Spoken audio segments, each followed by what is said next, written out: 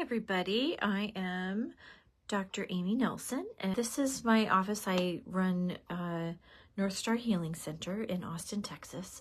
And today I thought we would talk about the idea of anxiety.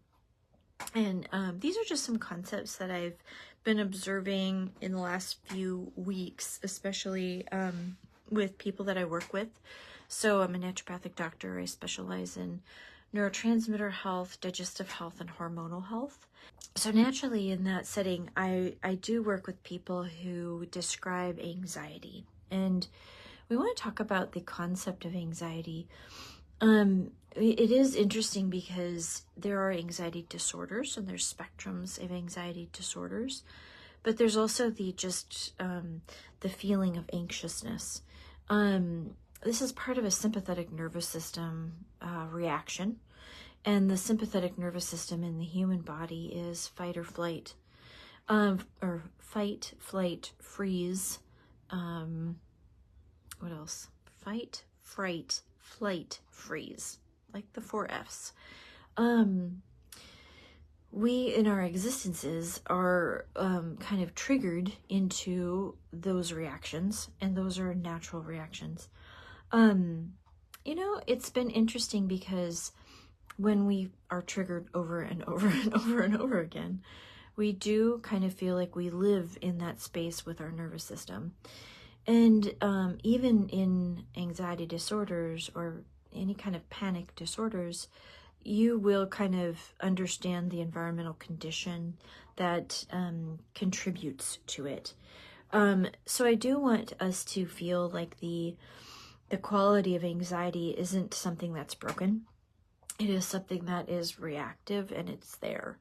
So it kind of, when we look at it like that, we can start to believe our own reactions. And that's important because I guess anxiety disorders, everything feels like it's triggering of anxiety, but we want to get it to a place of balance where we truly believe the idea of anxiousness, because it is a way that we can kind of feel what's going on. It can be a way that we feel for danger, or, human beings are complicated, and when we're in complex relationships with things that aren't as true as they seem, we might feel something in our gut, or we might feel something, I've been talking to patients for a long time now and really hearing about situations. A lot of times people are picking up of like a fake smile or deceit in some way, or not being true, or they're picking up on something that's almost incongruent with the words or the way something is portrayed, right? And that does kind of create like an anxious feeling in the body.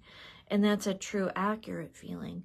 It's to, alert us to danger. I think something doesn't feel right, and, then finally something pounces, So I think it speaks to that kind of nature with the nervous system. In the experiences that have kind of like increased that, what we want to do is help the parasympathetic system out. We want to help the relaxed nervous system feel as empowered as the sympathetic nervous system. And in anxiety disorders, of course, medications might be needed, different habit changes might be needed, different kind of therapeutic work might be needed. Lots of different types of therapy exist to help kind of reframe a scenario or give skills to kind of handle anxiety. I don't want us to think that anxiety is bad. I want us to feel like we want anxiety to become a valued thing in our nervous system so that we can believe ourselves and believe what we're perceiving, right? Yes, if anxiety is predominant, that has to be managed, but it's not like a bad thing. People kind of describe anxiety as something they don't want. And of course, it's not your like favorite emotion, but it is a tool, right? So if we can kind of get it back into its tool so that you feel comfortable using it and believe yourself and trust yourself, that's, I think, the goal. even in panic disorders and these kind of things, I think we want to make sure that anxiety is its appropriate tool. So there's that. And that was kind of a concept that I've talked about a lot in the last few weeks, and kind of picked up with people where it seems like an emotion no one wants, you know, and we want to kind of like bring it into a way that is something you can use. So when I'm working on this article about sleep for People's Pharmacy, and we've talked about this a little bit, because the more we become sympathetic dominant, the more we kind of feel kind of more flight animal, right? So when we want to increase our parasympathetic tone, we definitely want to start with sleep. Sleep is a real basic way to help your rest and digest nervous system. Many times people might think, oh, I only need 6 hours of sleep. And that's not really true. You know, a lot of studies, in fact, I looked at a couple different organizations, and they really quote between 7.5 and 9 hours of sleep for an adult on a very consistent basis. So the more we kind of shortchange our sleep, then we kind of run the risk at not being able to get through detox pathways that we need to at nighttime, or memory or neurotransmitter issues, or you know, learning and memory and mood regulation are dependent on a good, you know, 7.5 to 9 hours of sleep. We also get a cue for releasing growth hormone after we've slept and after we've gone through a deep sleep. Growth hormone is something that we use for healing tissue. And then we have our hormonal regulation happens at sleep, especially the adrenal system gets regulated. The adrenal response can be really disrupted because of lack of appropriate sleep. We know human beings are diurnal, meaning daytime animals, because we secrete melatonin when the sun goes down, and our pineal gland does that for us. So we increase our cortisol level when the sun comes up, and then we decrease it throughout the day, you know, and so it's at its lowest point when the sun's going down. When we start to kind of sit in front of artificial light, especially like the blue light from a computer or a phone or a tablet or something, our pineal gland gets disrupted and doesn't secrete the melatonin appropriately. And so we have to maybe sleep train ourselves. We have to get some more melatonin support. Now, that doesn't mean take melatonin forever, but it does mean you can sleep train somebody with, you know, certain things that help them feel sleepy at when the sun's going down. So you actually might tell your person, like, they kind of need to exercise. Like, exercise is definitely something that will help tone the parasympathetic. So parasympathetic, you know, when you actually are exercising, you're decreasing your cortisol and epinephrine and norepinephrine spike, and then you're actually improving kind of like endorphin release, and that helps the parasympathetic system out. So I love exercise. I use it to control anxiety all the time. When I exercise in the morning, especially, my nervous system is a lot calmer throughout the day. But it's a choice I make, and I enjoy it. I have to go dig up this study. I listened to a podcast that referenced this study. I don't know if we talked about it, but you've got, let's say, 2, I think, mice or rats that are in an experiment, and they're each on their own little exercise wheel, and the wheels are connected. And you've got one mouse who wants to exercise, and he does. When one wheel spins, the other one spins, right? So if he's exercising, the other mouse has to exercise, because the mouse is going to move both wheels. Okay, so when the mouse who wants to exercise is going through all of this, he actually has the benefits from exercise. He, you know, is calmer. He's you know, has better metabolism, all these kind of things. The mouse that has to exercise and doesn't want to, he actually has more stress reaction that's going on, and he gets the negative side of having to do all that.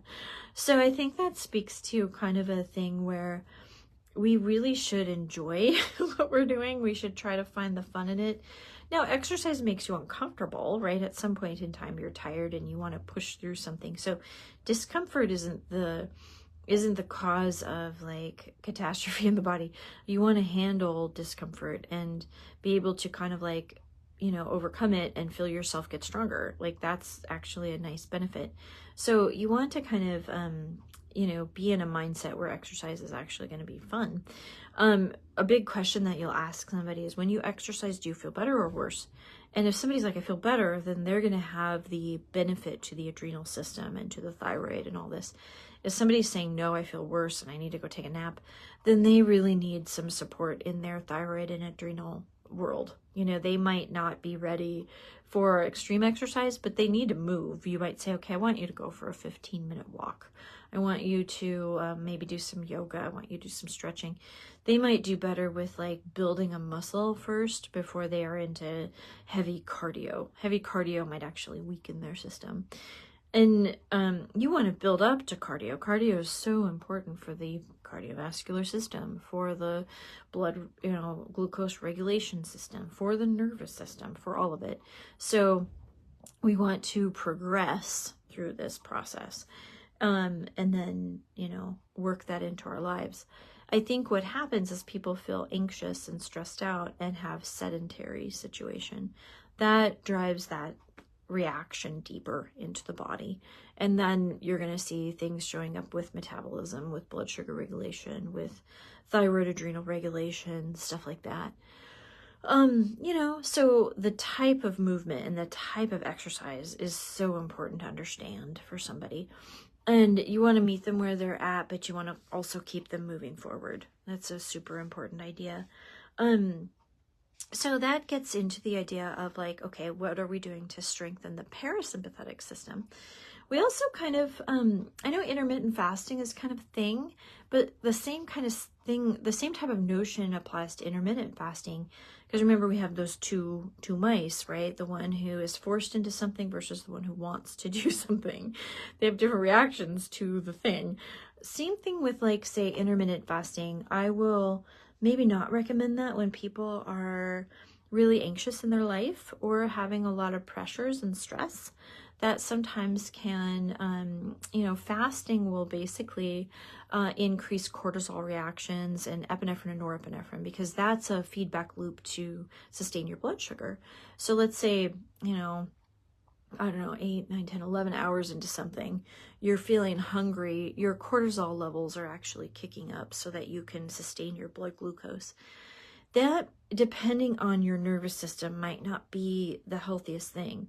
So if we've got a great adrenal system where we aren't in adrenal fatigue, same thing with the thyroid, where we're not, you know, in kind of a hypothyroid or thyroid fatigue setting, that, you know, might be driving into those imbalances a little bit more.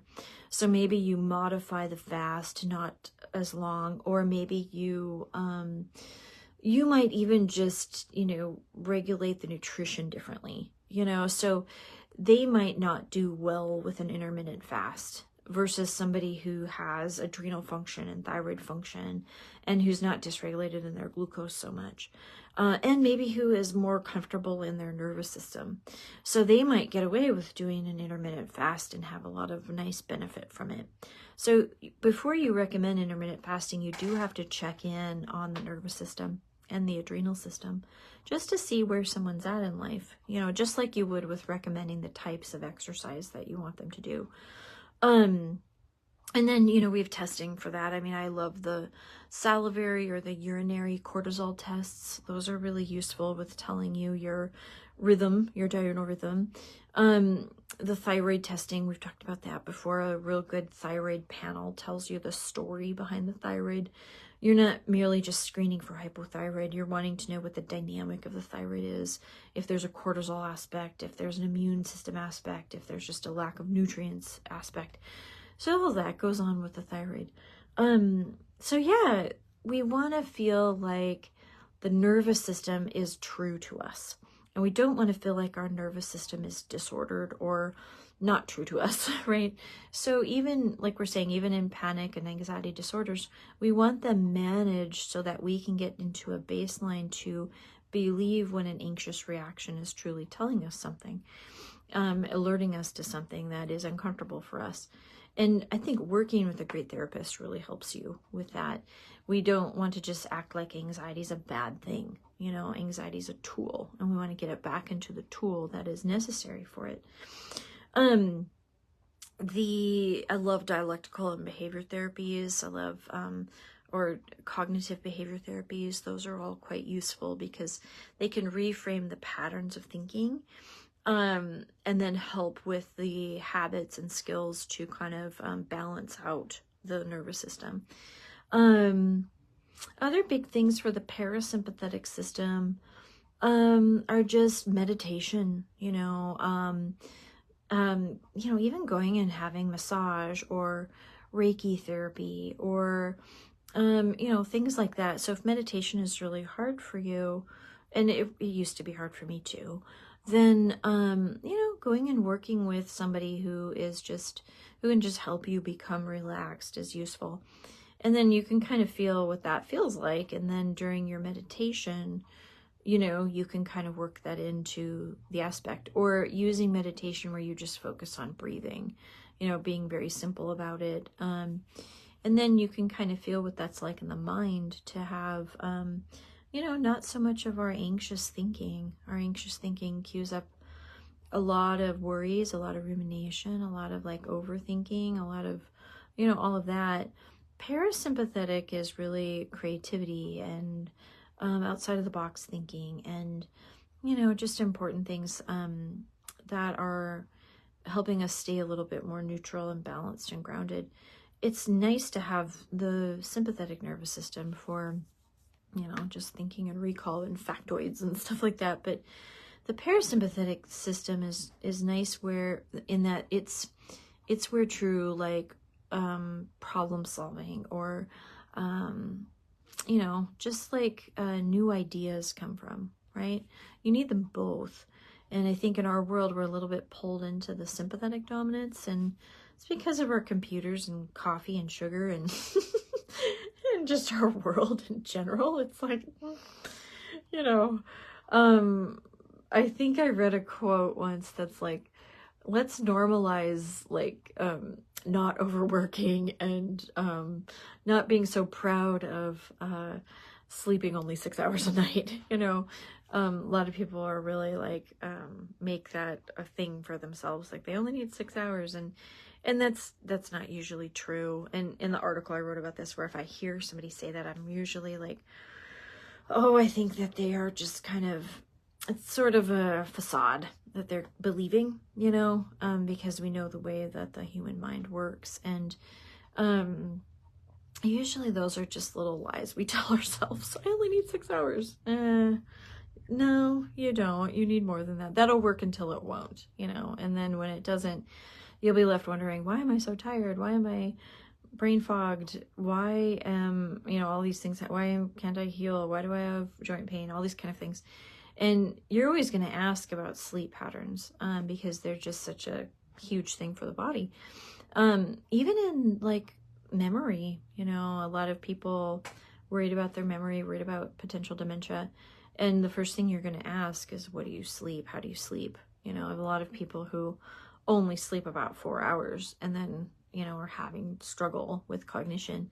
And yes, there's probably, you're going to get them into workups, for memory care if they need that. But what we call the obstacle to cure in any condition would be the ability to sleep. Same thing with managing anxiety. They have to sleep. They have to sleep that, 7.5 to 9 hours. If they don't do that, then probably the management of that situation is going to fall apart. So you really have to kind of commit to that, and it can't just be a sleeping pill, right? You have to say, all right, I'm exercising today. When I exercise, I sleep better. When I eat healthy, I sleep better. When I meditate, I sleep better. When I shut the computer down, especially like at night, I sleep better, So it's important to kind of have those habits at play, because if you don't do that stuff, and maybe you just take a sleeping pill, that'll also work until it won't. And you always have to work the back end of it, You also kind of just always want, if you are taking stuff for sleep, you want to make sure you're sleep training and not being sleep dependent, like melatonin even, or there's a lot of different supplements on the market. And then there's even medications, right? You definitely want to say to yourself, like, I'm going to use these maybe during the week, and then on the weekend, I'm going to see where I'm at, because maybe I can go to sleep and yeah, maybe I'll sleep in a little bit, and you know, but you want to see where your natural like rhythm is with sleeping, and just for observation purposes, if you're like, wow, in 2 hours I'm awake still, okay, then go ahead, take your stuff, and then observe that, you know. So get to a place where you can sleep on your own. That's a goal, right? And it may take you a year and a half, something like that, right? But be okay with that. I worked with a person once who was on, I think it was Ambien for several years, and we really had to have a talk about, you know, I think she also had a brain injury, and we had to have a talk about like the idea that Ambien really hasn't necessarily been studied long-term like that, and about the idea of healing this concussion. And it was an interesting thing, and I think I get why, you know, somebody needs something like that, but you don't want to live on it. You want to actually work the problem.